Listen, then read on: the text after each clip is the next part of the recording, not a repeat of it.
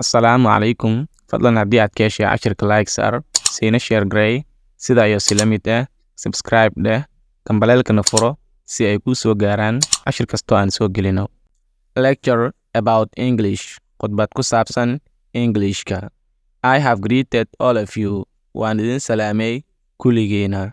After a sweet greeting, salaan macaan kadib, my target ulajeedkayga is to talk about waa in aan ka hadlo the international language, luqadda caalamiga, and that is English, taasina waa English. So sidaa darteed, lend me iyo amaahiya your ears dhegihiina. I would like waxaan jeclaan lahaa to improve inaan sare qaadno our English speaking ability, awoodda ku hadalka ee Englishkeena.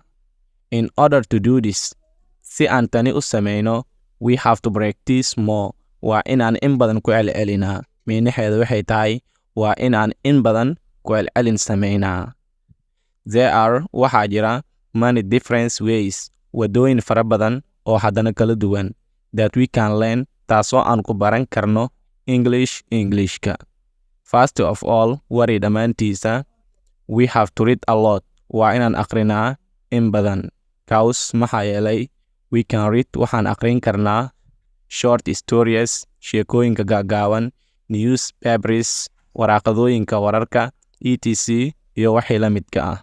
So sidaa darteed, try isku day to improve inaad sare qaaddo your Englishkaaga.